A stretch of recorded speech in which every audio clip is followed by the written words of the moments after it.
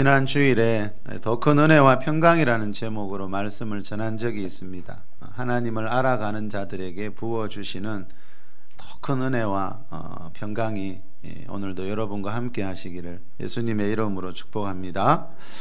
코로나19와 관련해서 지난 한 달 동안 우리나라 국립정신건강센터에 들어온 전화 상담 건수가 3만 건에 이르렀다고 합니다. 이 상담센터 한 곳에 걸려온 것만 해도 이 정도니까 다른 곳까지 합치면 요즘 사람들의 마음이 얼마나 무겁고 또 불안한지 알 수 있습니다. 어느 기사에 보니까 마음의 방역이라는 말이 나오더라고요. 우리 교회도 지금 예배 전과 후에 매번 이 방역 소독을 하고 있습니다만 어느 정신과 의사의 말에 의하면요, 지금 우리 마음에 방역이 필요한 때다, 이런 말을 하더라고요. 어느 학생이 병원을 찾아왔는데 그 의사가 손을 보니까요, 손을 하도 많이 씻어가지고 손에 피가 날 정도로 되어 있었고요. 그 학생이 샤워를 하루에 2시간씩 하고 있답니다. 이 바이러스가 묻어 있을까봐. 또 어떤 분은 엘리베이터를 타려고 하면은요, 두려워서 들어가지를 못하겠다 그러네요. 그 좁은 곳에 사람들이 있는 공간에 들어갔다가 병이 옮을까봐 너무너무 두려워하다가 병원을 찾아온 분도 있고요. 또 어떤 어린 자녀들을 둔 어머니들은 아이들의 옷을 빨고 또 빤다 그러네요. 소독하고 또 소독하고, 그러면서도 이 불안을 떨칠 수가 없다 그럽니다. 요즘 약국에 여러분 가시나요? 마스크를 약국에서 팔다 보니까 그 마스크가 떨어졌다고 약사에게 온갖 원망 불평하는 분들도 있고, 또 여러분 흉기를 들고 약사를 위협하다가 경찰이 출동하는 일도 있었죠. 지난주에 말씀드린 것처럼요, 지금 우리나라 대구 경북을 제외하면은요, 거의 대부분의 지역에서 10만 명 중에 2-3명 정도 지금 확진자가 생기고 있습니다. 10만 명 중에 2-3명. 또 그 확진자 중에 80%는 어떤 분은 약을 안 써도 저절로 낫고 해열제나 아주 간단한 치료만 받아도 낫는 분이 80%나 그랬죠. 그죠? 물론 연세가 많고 지병이 있는 분들은 이렇게 사망하는 분도 있기 때문에 우리가 심각하게 여기고 있습니다만, 그렇다고 해서 우리가 너무 이런 두려움에 빠져서 살아가는 것은 좀 아닌 것 같습니다. 그죠? 자, 그런 우리 마음에서 일어나는 그 두려움 때문에 참 안타깝게도 많은 다양한 일들이 지금 우리 주위에서 일어나고 있더라는 겁니다. 며칠 전 기사에 보니까 어느 대학교 한방병원 그 교수님이 이런 말을 하더라고요. 지금 문제의 바이러스는 이 코로나 바이러스는요, 사람 머리카락 두께의 500분의 1, 실험실에서 사용하는 광학 현미경으로도 보이지 않을 만큼 아주 작은 이 작은 바이러스가 인간들을 이처럼 두렵게 만들고 있습니다. 여러분, 코로나 바이러스 크기가요, 우리 머리카락의 500분의 1이래요. 우리 눈에는 절대로 볼 수도 없고요, 그 광학 현미경으로 봐도 보이지 않을 만큼 아주 작은 그 바이러스 때문에 지금 우리 사람들이 이렇게 두려워하고 있대요. 여러분은 이 말 들으면서 무슨 생각이 드세요? 저는 이 기사를 보면서 시편 103편에 나오는 이 말씀이 생각이 나더라고요. 우리 한번 읽어볼까요? 우리 13절에서 15절입니다. 시작. 아버지가 자식을 긍휼히 여김같이 여호와께서는 자기를 경외하는 자를 긍휼히 여기시나니 이는 그가 우리의 체질을 아시며 우리가 단지 먼지인 뿐이를 기억하심이로다. 인생은 그날이 풀과 같으며 그 영화가 들의 꽃과 같도다. 자, 14절에 먼지라는 말이 나옵니다. 그죠? 15절에는 풀, 들의 꽃이라는 말이 나옵니다. 지금 이 시편 저자가 무슨 말 하고 있지요? 14절에 우리, 15절에 인생, 우리 인생을 이야기합니다. 자, 우리 인생이 뭡니까? 먼지고 풀이고 들의 꽃과 같다는 겁니다. 다시 말하면 우리 생명, 사람의 생명이 먼지처럼 들의 풀처럼 꽃처럼 한순간에 사라질 수 있는 그런 연약한 존재라는 거죠. 그래서 여러분, 13절에 나오듯이요, 아버지가 자식을 긍휼히 여긴 같이 여호와 하나님은 자기를 경외하는 자들을 긍휼히 여기고 있다는 거죠. 다시 말하면 자기를 경외하는 자들의 생명을, 그 생명이 먼지 같고 들의 풀과 꽃과 같기 때문에 하나님이 너무나 잘 아시기 때문에 이 코로나 바이러스, 눈에 보이지 않는, 우리 머리카락 500분의 1밖에 되지 않는 그 작은 것 때문에 우리가 두려워할 수밖에 없는 이런 나약한 존재라는 것을 하나님이 아시기 때문에 어떻게 하고 계시다고요? 아버지가 자식을 긍휼히 여기는 것 같이 하나님이 우리의 생명을 긍휼히 여기고 있다는 거죠. 구약은 히브리어로 기록됐는데요. 이 긍휼이라는 단어 전에도 한 말씀드렸죠. 어디에서 나온 단어라 그랬죠? 여자의 자궁이라는 단어에서 이 긍휼이라는 말이 나왔습니다. 여호와께서 자기를 경외하는 자를 긍휼히 여기신다는 말은 무슨 뜻인가 하면은요, 임신한 여자가 자궁 안에 있는 그 생명을, 그죠?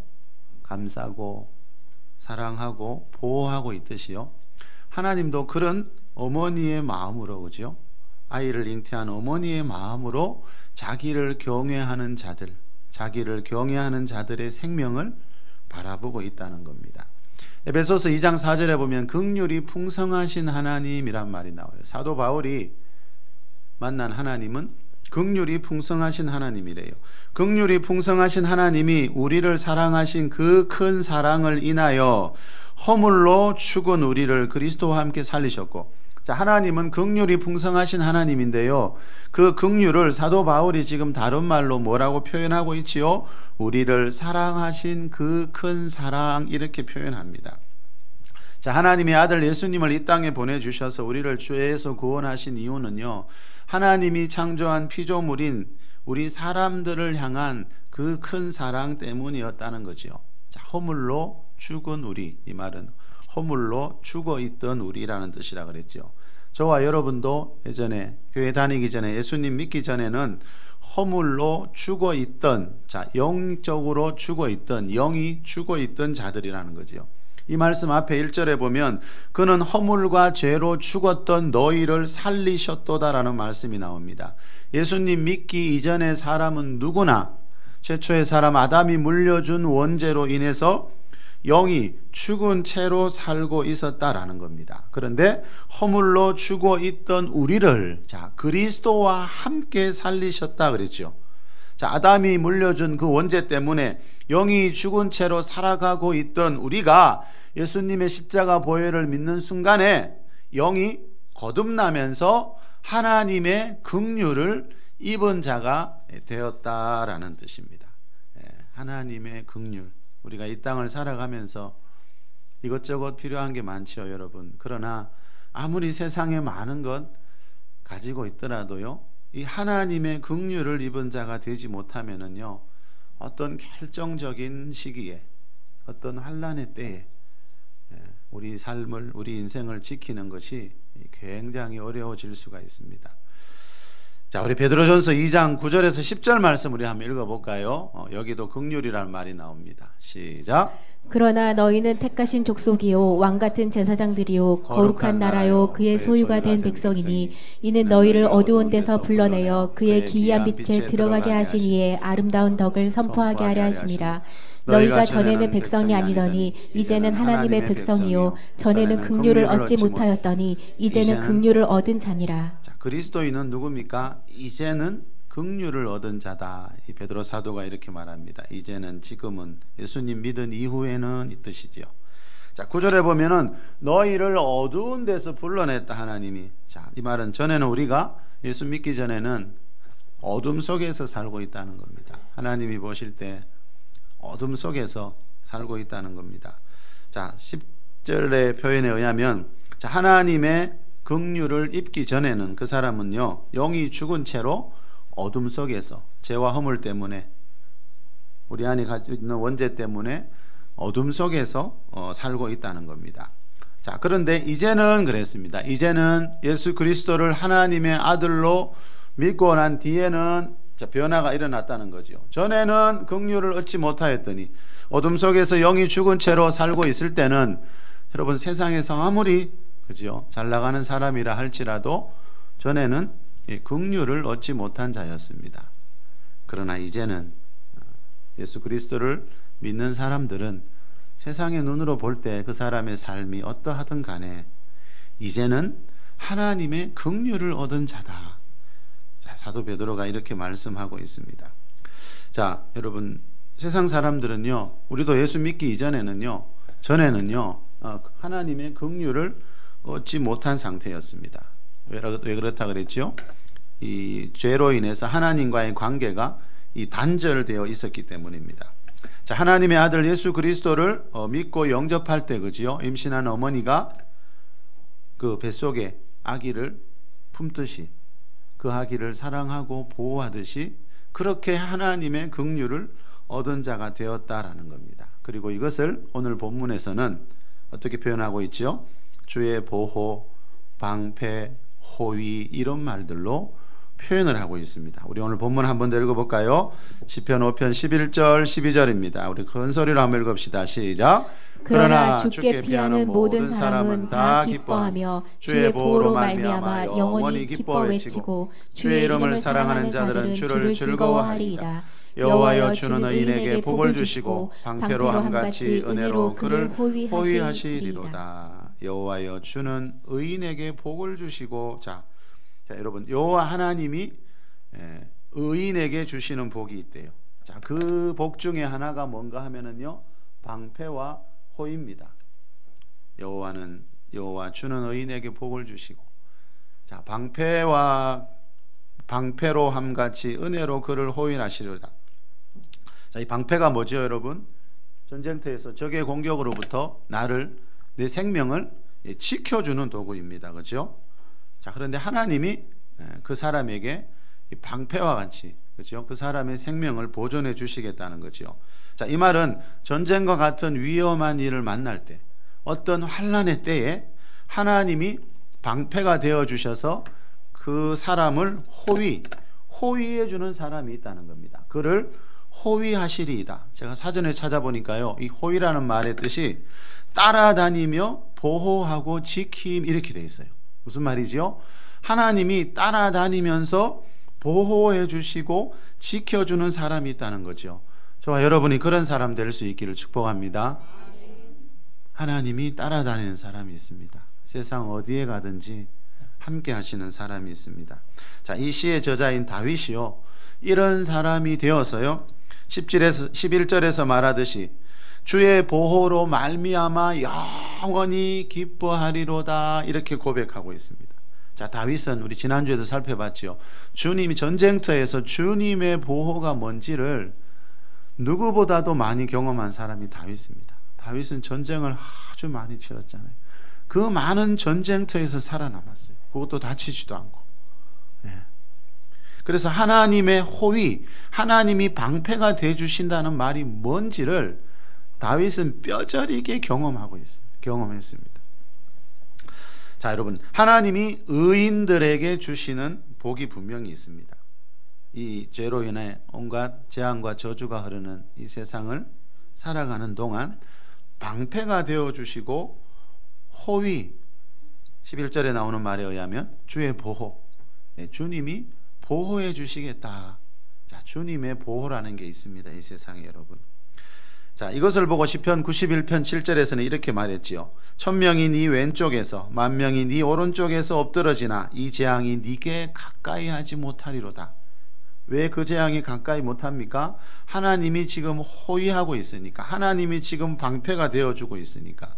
자, 이 말씀을 시편 25편 5절에서는 이렇게 말했지요. 여호와께서 환난 날에 나를 그의 초막 속에 비밀히 숨기시고 지키시고 비밀히 지켜주시고. 자, 하나님이 그의 초막 속에, 그의 집에, 하나님의 품 안에서 품어서 비밀히 지켜주는 사람이 있대요. 환난 날에. 여러분, 세상 살다 보면 누구나 환난의 날이 있잖아요. 또 전 세계적인 환난도 있어요, 요즘처럼. 자, 이런 환난이 올 때 하나님이 지켜주는 사람이 있다. 성경은 계속 강조합니다. 여러분, 환난이 올 때 대부분의 사람들은 뭐 하고 있던가요? 그 환난을 바라보고 그 환난 때문에 서두에 말씀드린 것처럼 두려워서 어쩔 줄을 몰라 하고 있더라고요. 요즘 밤에 잠을 못 자는 분들도 그렇게 많대요. 자, 여러분, 우리가 하나님 없이 살게 되면은요, 환난이 올 때 바라볼 게 그 환난밖에 없습니다. 그런데 하나님이 살아계신 것을 믿는 분들은요, 그 하나님이 환난이 올 때 그의 초막 속에 사람들을 지켜주실 수 있는 것을 믿는다면, 그죠? 우리가 그 환난에 주목하는 것이 아니고 그 환난보다 더 크신 하나님께 주목하게 되겠죠. 제자들이 배 타고 가다가 풍랑이 불 때 그 풍랑을 보니까 두려워했잖아, 그죠?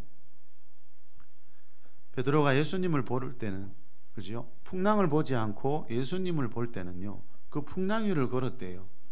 그런데 걷다가 예수님 뒤에 있는 그 풍랑을 보니까요, 베드로가 물에 빠져갔다 그러더라고요. 자, 여러분, 우리가 하나님을 믿는 사람이라면 살아가는 게 조금 세상 사람들하고는 달라야 되겠지요. 그래서 성경이 말하는 것은 그겁니다, 여러분.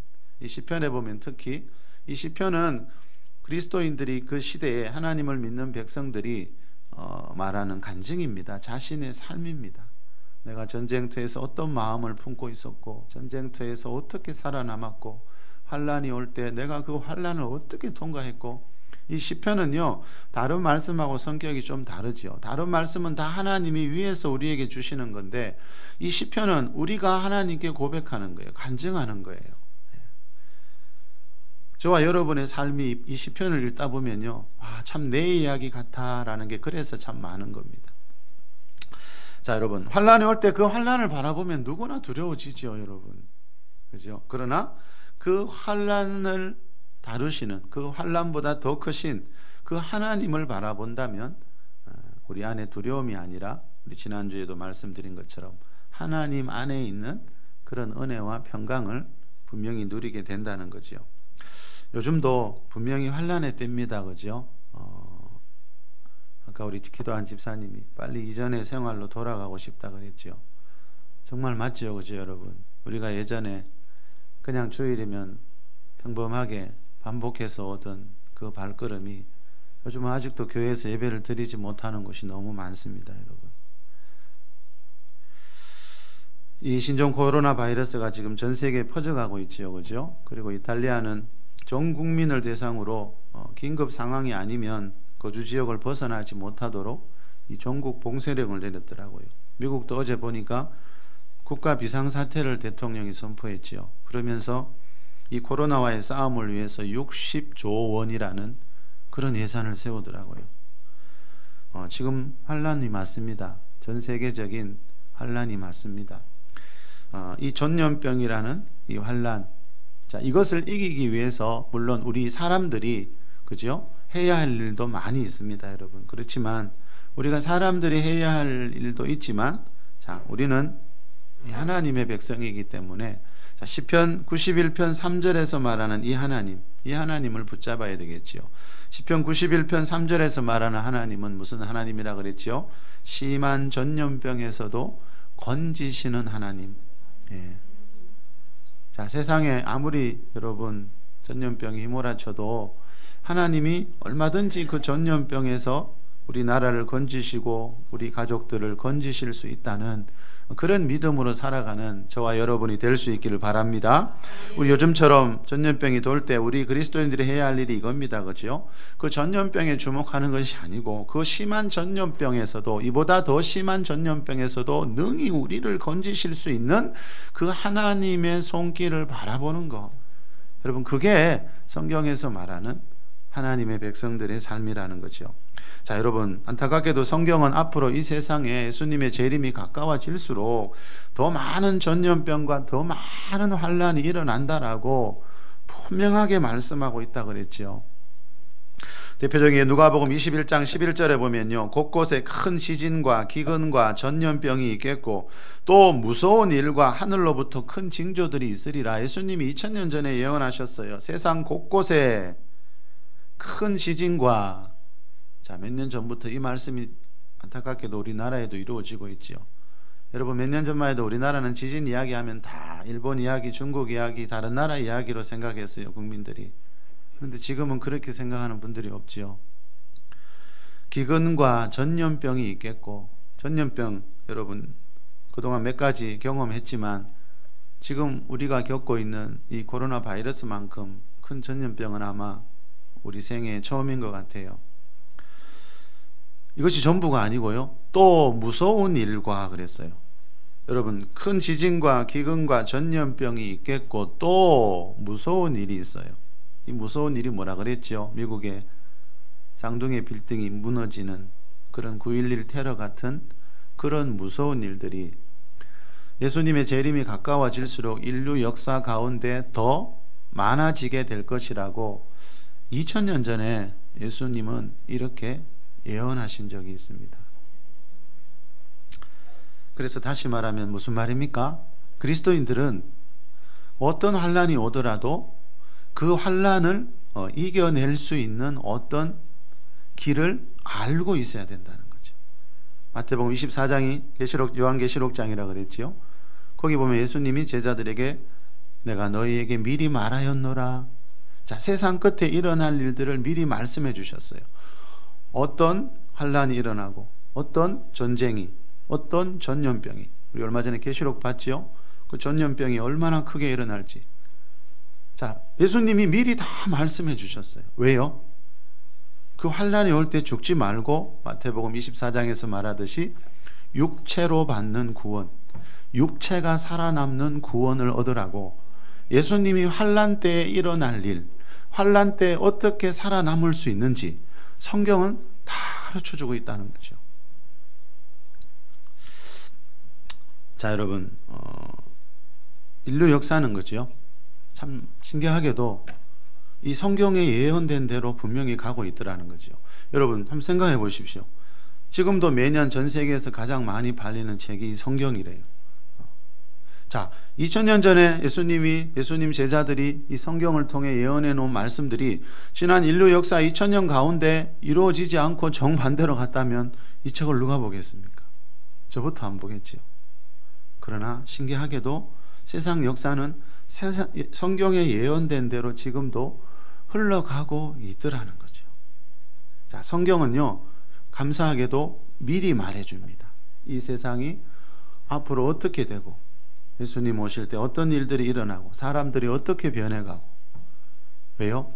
그런 환난이 올 때 죽지 말고 살아남으라고. 흰옷을 입은 예수님의 신부로 살아남아서 예수님을 맞이하는 그 자리에서 예수님은 만나고 싶어서 성경은 그 환난을 피하는 길을 다 가르쳐주고 있습니다. 자, 오늘 본문은요, 이러한 환난의 때가 올 때, 이러한 환난의 때 어떤 사람들이 주님의 보호를 받게 되는지 가르쳐주고 있습니다. 우리 12절 한 번만 더 읽어볼까요? 시편 5편 12절. 여호와여, 시작. 여호와여, 주는 의인에게 복을 주시고 방패로함 같이 은혜로 그를 호위하시리이다. 자, 여호와께서 복을 주시는 사람이 누구지요? 여호와 하나님이 방패가 되어 주시고 호위해 주시는 이런 복은 누구에게 주시지요? 자, 의인에게. 자, 의인들이 받는 복이 있습니다. 자, 여러분, 사람들을 만나면 그 사람을 볼 때 뭘 보지요? 이 사람이 직업이 뭔가, 학력은 어떻게 되고, 연봉은 얼마나 되고, 몇 평짜리 살고 있고, 차는 얼마나 좋은 차 타고 있고. 우리는 대부분 사람들을 볼 때 그렇게 봅니다. 그죠? 그런데 하나님이 사람을 보시는 기준은 딱 하나입니다. 그 사람이 의인인가 아닌가. 하나님은 이 기준으로 봅니다. 창세기 6장 9절에 보면 홍수 시판으로 세상이 멸망할 때 살아남은 노아의 가족들만 살아남았죠. 자, 가장 중에는 노아만 살아남았죠, 여러분. 자, 이 노아에 대해서 성경은 이렇게 말합니다. 창세기 6장 9절에 보면 노아는 의인이요. 자, 여러분, 홍수 심판으로 세상 사람들이 다 멸망했습니다. 그런데 왜 노아의 가족만 살아남았다고요? 노아는 의인이요. 이게 뭡니까? 하나님은 이 세상에 어떤 심판, 어떤 환난이 오더라도요, 의인을 보호하고 호위하신다는 거죠. 다시 말하면 여러분, 환난 속에서 하나님의 보호를 받기 위해서는 그 사람이 성경에서 말하는 의인이어야 한다는 거죠. 하나님의 나라도 흰옷 입은 이 의인들만 들어가는 나라입니다. 그렇죠? 이 말은 우리 인생의 목표를 새롭게 해야 된다는 거죠. 이 말은 우리 인생의 목표가 세상에서의 성공이 아니고 성경에서 말하는 그 의인에 두어야 한다는 거죠. 자, 그러면 어떤 사람을 보고 의인이라 하는가? 가장 잘 설명해 주는 것이 야고보서 2장이지요. 우리 야고보서 2장 21절에서 24절에 보면은 성경에서 말하는 의가 뭔지 가장 함축적으로 잘 요약해 놨습니다. 우리 같이 읽어봅시다. 우리 조상 아브라함이 시작. 우리 조상 아브라함이 그 아들 이삭을 제단에 바칠 때에 행함으로 의롭다 하심을 받은 것이 아니냐. 내가 보거니와 믿음이 그의 행함과 함께 일하고 행함으로 믿음이 온전하게 되었느니라. 이에 성경에 이른바 아브라함이 하나님을 믿으니 이것을 의로 여기셨다는 말씀이 이루어졌고 그는 하나님의 벗이라 칭함을 받았나니 이로 보건대 사람이 행함으로 의롭다 하심을 받고 믿음으로만은 아니니라. 24절 한 번만 더 읽읍시다. 이 말씀을, 이런 말씀이 성경에 있는지 없는지 모르는 분들이 참 많더라고요. 24절이 아주 중요합니다. 여러분 시작. 이로 보건대 사람이 행함으로 의롭다 하심을 받고 믿음으로만은 아니니라. 자, 이 말은 믿음으로 의롭다 하심을 받는 것도 있고 행함으로 의롭다 하심을 받는 것도 있다라는 것입니다. 자, 믿음으로만은 아니니라. 뭐가요? 의롭다 하심을 받는 게 믿음으로만 받는 게 아니고, 이 말은 믿음으로 받는 것도 있고, 그런데 그게 전부가 아니고 또 행함으로 의롭다 하심을 받는 것도 있고. 자, 로마서에서 말하는 이 신칭이 믿음으로 의롭다 하심을 받는 그것이 성경이 말하는 전부가 아니고 그것은 성경이 말하는 진리의 일부분이라는 거죠. 그런데 안타깝게도 많은 분들이 그것을 전부처럼 여기는 경우가 있어요. 아닙니다, 여러분. 여러분, 로마서도 사도 바울이 성령의 감동을 받아 기록했듯이 이 야고보 사도도, 그죠? 성령의 감동을 받아서 이 말씀을 기록한 겁니다. 다시 말하면 성경에서 말하는 의라는 말은 두 가지 의미가 있다는 거죠. 믿음으로 받는 의도 있고 행함으로 받는 의도 있고, 예수님을 하나님의 아들로 믿을 때 하나님이 그 사람을 의롭다 하시고, 또 그 사람이 예수님 믿고 나면 교회 다니게 되잖아요. 교회 다니면 예배 시간에 하나님 말씀을 주는데 이 말씀을 행할 때 받는 의롭다 하심도 있다라고 지금 야고보 사도가 아주 쉽게 설명을 하고 있는 겁니다. 자, 성경에서 말하는 의인이 되려면, 다시 말하면 이 두 가지 의를 다 가지고 있어야 됩니다. 이 두 가지 의 중에 하나만 있게 되면요, 어떤 사람이 되는가 하면 마태복음 13장에 나오는 예수님이 그물 비유에서 말씀하신 의인 중에 악인이 됩니다. 의인 중에도 악인이 있습니다. 두 가지 의가 아니고 한 가지 의만 가지고 있으면요, 정확하게 말하면 믿음의 의, 주여 주여 하는 믿음의 의는 가지고 있지만 하나님의 말씀을 행하지 않으면, 행함의 의가 없으면 그 사람은 결국 예수님 오신 세상 끝날에 의인 중에 악인이 되어 불무불에 던져 넣으리라라고 예수님이 말씀하셨습니다. 자, 예수님이 말씀하시는 의나 야고보 사도가 말씀하는 의나 똑같습니다. 사도 바울이 말씀하는 의와 똑같습니다. 로마서에서는 어떤 부분에서는 사도 바울이 믿음의 의를 이야기하고 있는 겁니다. 그런데 로마서 안에도 어떤 곳에서는 또 행함의 의를 이야기하고 있어요. 그런데 우리는 로마서 하면 다 거의 대부분이 이신칭이 믿음의 의만 이야기해요. 왜요? 그것만 자꾸 강조하니까 누군가가. 그러나 성경은 어떤 한 부분만 파고들면 안 됩니다. 하나님 말씀은 성경 66권이거든요. 하나님이 사도 바울에게만 의에 대해서, 의인의 정의에 대해서 말씀하신 게 아니거든요. 야고보 사도도 말씀하고 있고 또 다른 곳에도 있고, 그렇기 때문에 성경 전체에서 말하는 그 말씀의 뜻이 뭔가를 분명히 알아야 된다는 거죠. 자, 구원론 할 때 많이 말씀드렸죠. 성경에 구원이라는 말의 의미가 수십 가지인데 안타깝게도 교회 다니는 분들이 구원을 물어보면 잘 말씀을 못 하세요. 왜요? 늘 듣던 것만 듣고 있으니까. 그래서 성경은 여러분 골고루 봐야 되거든요. 왜요? 하나님 말씀이, 하나님 성경 66권이 다 하나님 말씀이니까. 자, 24절 여러분 한 번 더 큰 소리로 읽어봅시다. 시작. 이로 보건대 사람이 행함으로 의롭다 하심을 받고 믿음으로만은 아니니라. 자, 이로 보건대 요 말이 뭐지요? 요 앞에서 일어난 일들을 결론적으로 이제 말씀하는 겁니다. 맞죠? 그죠? 앞에서 아브라함 이야기를 하면서 아브라함의 어떤 이야기를 하면서 이로 보건대, 자, 그 앞에 나오는 내용의 결론을 지금 이야기하고 있는 겁니다. 그죠? 자, 앞에 그러면 무슨 이야기가 나옵니까? 그 바로 앞에 23절에 보니까 성경에 이른바 아브라함이 하나님을 믿으니 이것을 의로 여기셨다 그랬죠. 자, 이 말씀은 창세기 15장 6절에 나옵니다. 아브라함이 여호와를 믿으니 여호와께서 이를 그의 의로 여기시고, 요 말씀을 지금 야고보 사도가 따서 인용하고 있는 겁니다. 자, 아브라함이 하나님이 하시는 말씀을 그때 믿었는데 그 말씀을 믿었더니 하나님이 아브라함 보고 너는 의롭다, 너는 의인이다 이렇게 말씀하셨다는 거예요. 그런데 이것이 전부가 아니고 21절입니다. 21절 시작.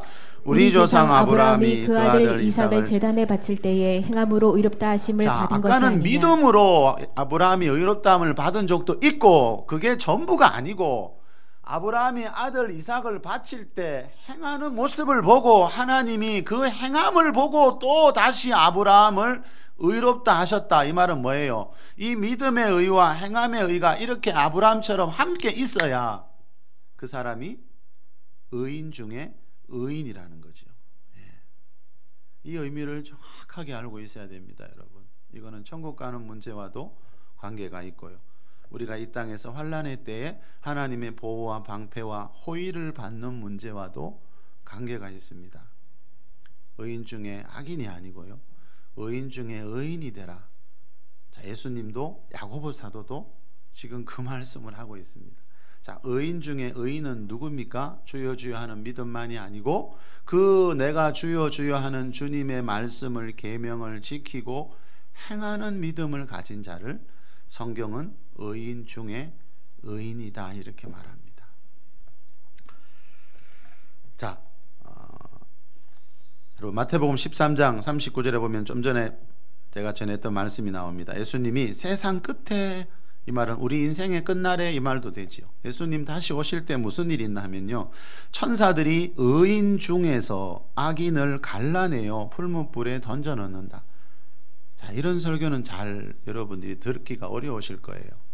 그러나 이건 분명히 성경에 나오는 거고요. 마태복음 13장은 엄청 중요하다 그랬죠. 왜요? 천국은 7가지 천국에 대한 진리의 말씀을 예수님이 하고 계세요. 예수님이. 특히 천국은 이 말은 뭐예요?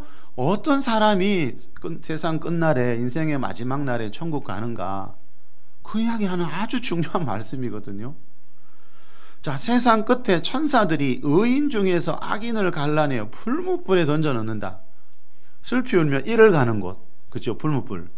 절대 들어가면 안 되겠죠. 근데 거기에 누가 들어가요? 의인들도 들어간대요. 의인 중에 악인이 되면은 풀무불에 던져 넣는데, 이 말은 의인 중에 의인이 되라. 예수님이 지금 그걸 가르치시고 있죠. 자, 의인 중에 의인은 누굽니까? 아브라함처럼 믿음의 의와 함께 행함의 의를 가진 자들. 성경을 아무리 봐도 성경은 이렇게 말씀하고 있습니다. 그래서 믿기만 해서는 안 된다는 거죠, 여러분. 노아를 왜 의인이라 그럴까요?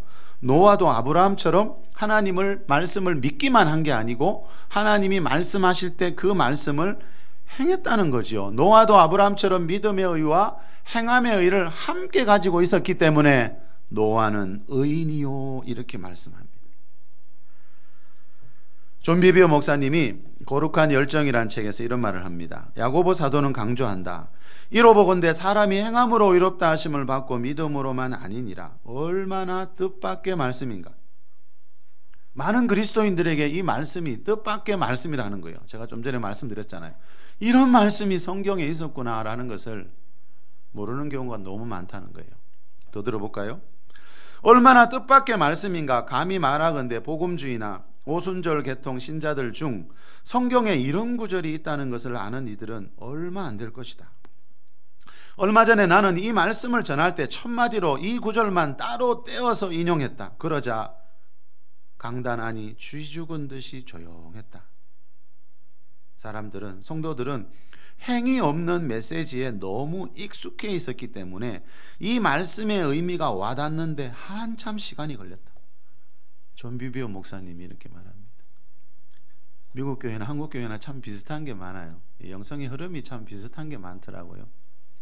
자, 사람들이 행위 없는 메시지, 이 말은 뭐지요? 행함 없는, 그냥 믿기만 하면 천국 가고 믿기만 하면 복을 받고, 이 메시지를 하도 들어가지고 그 외에 다른 의가 있다, 행해야 하나님이 의롭게 하신다, 이런 말씀을 설교를 하면 그 말씀을 이해하는데 어려워하는 분들이 너무 많다는 거예요. 저분 행위주의자 아니야? 율법주의자 아니야? 믿으면 되지, 뭐 저런 말을 하지? 많은 그리스도인들이 이렇게 생각한다는 거지요. 예수님이 말씀하시고 야고보 사도가 말씀하셨는데, 성경을 통해서 깨닫는 것보다 사람에게 듣는 게 이게 더 대부분 오래 가잖아요. 깊이 박히고요.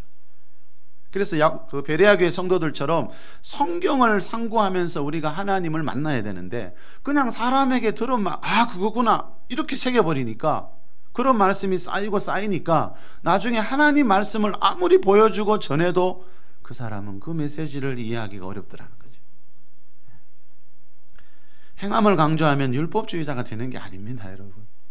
행함의 의를 하나님이 의롭다고 칭해 주시는 거지, 율법과 행함을 우리는 분간을 잘 못한다는 거죠. 자, 성경이 강조하는 것은요, 주여 주여 하면서 믿기만 하는 것이 아니고, 자, 주여 주여 하면서 예수님을 하나님의 아들로 믿을 때 하나님이 그 사람을 의롭다 하십니다. 그러나 중요한 것은 그것이 전부가 아니고, 자, 주여 주여 하고 예수님 믿으면 교회를 다니게 됩니다. 그러면 하나님이 교회를 다니는 사람에게 하나님 말씀을 줍니다. 여러분, 세상에 있는 불신자들에게는 주 예수를 믿으라, 그리하면 너와 내 집이 구원을 받으리라 그래야 돼요. 세상에 있는 사람들 보고 여러분 너 이제 끊고 교회 와라 이러면 안 됩니다. 세상에 아직 예수님 믿지 않는 사람들에게는 주 예수를 하나님 아들로 믿으라, 그러면 구원을 받게 돼요. 바울은 그렇게 전했습니다. 그리고 예수님 믿고 죄에서 구원받은 사람들은 교회를 다니게 됩니다. 그러면 그때 하나님이 말씀을 주십니다. 자, 애굽에서 종살이하던 이스라엘 백성들을 하나님이 광야로, 광야 교회로 인도하셔서 십계명을 주시고 말씀을 주시는 겁니다. 자, 그 예수님을 하나님의 아들로 믿고 고백할 때 하나님이 그 사람을 의롭다고 하시고요, 그 사람이 교회 다니면서 하나님 말씀을 들었으면 그 말씀을 이제 행할 때 하나님은 또 한 번 아브라함의 아들 이삭을 바칠 때 의롭다 하신 것처럼 그때 또 한 번 의롭다 하시고요. 이 두 가지 의가 함께 있는 사람을 의인 중에 의인이라 그럽니다. 한 가지가 빠지면 의인 중에 악인이 된다는 거죠. 자, 왜 우리가 의인 중에 의인이 되어야 되는가? 오늘 본문에서 말하는 의인은 의인 중에 의인을 말한다는 거지요. 자, 이러한 의인 중에 의인들에게 주시는 복이 오늘 본문에서 말하는 주님의 보호와 방패와 호의라는 거지요. 자, 마지막으로 대구 대명교회 주명우 장로님에 대한 간증을 전하면서 말씀을 맺겠습니다. 이 장로님은 일제강점기 때 일본 사람이 경영하는 그 공장에서 수금 사원으로 일한 적이 있다 그럽니다. 어느 날 변두리 먼 마을에 이제 수금을 하러 가서 큰 금액을 이제 수금하고 오던 길에 버스를 타고 오다가 잠깐 잠이 들었는데요, 깨어 보니까 돈가방이 찢어져 있고 그 큰 돈이 사라져 버렸어요. 그때 옆에 있던 어떤 청년이 뭐라나 하면요, 조금 전에 한 정거장 전에 어떤 사람이 당신 가방을 찢어서 돈을 빼갔다고. 그래서 급히 차를 세우고 이 장로님이 달려갔겠지요. 달려간들 사람이 있겠습니까? 목 놓아 울었다 그래요. 그리고 죽으려고 결심까지 했대요. 그 큰 돈을 어떻게 할 수 없잖아요. 그러다가 혹시 이 찢어진 가방을 보여주면, 그죠? 그 일본 사장님이 용서해 주실 수도 있지 않겠나, 이런 기대를 가지고 두벅두벅 걷기 시작했습니다.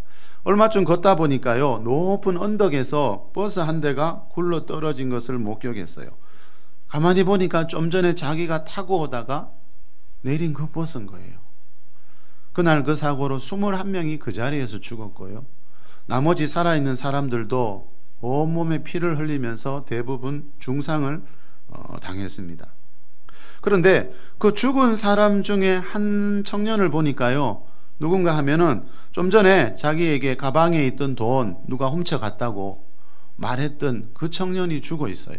그런데 그 청년의 손에 뭔가를 쥐고 있는데, 쥐고 있는 걸 보니까 자기가 잃어버린 그 돈이었어요. 무슨 말이에요? 그 청년이 돈을 훔쳐가 놓고 이 장로님을 버스에서 내리게 하려고 거짓말을 했던 거예요. 회사에 돌아와서 그 돈을 찾았잖아요. 회사에 돌아와서 일본인 사장님에게 있었던 일을 다 그대로 이야기했답니다. 그 일본인 사장님이 어떻게 했을까요? 이 장로님을 그 공장의 총 책임자로 세웠대요. 자, 얼마 뒤에 해방이 되었습니다. 이 일본인들이 그때 다 고국으로 돌아갔잖아. 쫓겨나다시피, 그죠? 이 일본인 사장도 고국으로 돌아갈 때 그 회사를 어떻게 했을까요? 이 장로님에게 주고 갔습니다. 그 회사 가지고 이 장로님 뭐 했을까요? 7개의 회사를 세웠습니다. 여러분, 일본이 우리나라를 지배할 때, 그죠? 그때도 환란의 때입니다. 그런데 그 환란의 때에도요, 이 장로님처럼 하나님의 보호와 호의를 경험하는 사람들이 있었다는 거죠. 믿음의 의와 행함의 의를 함께 가진 의인들. 자, 우리가 믿는 하나님은 오늘 설교 제목처럼 의인들을 보호하시는 하나님입니다. 여러분, 믿음의 의와 행함의 의를 함께 가지고 우리도 하나님의 보호 아래서 살아가는 복된 인생들이 될 수 있기를 예수 그리스도의 이름으로 축복합니다. 우리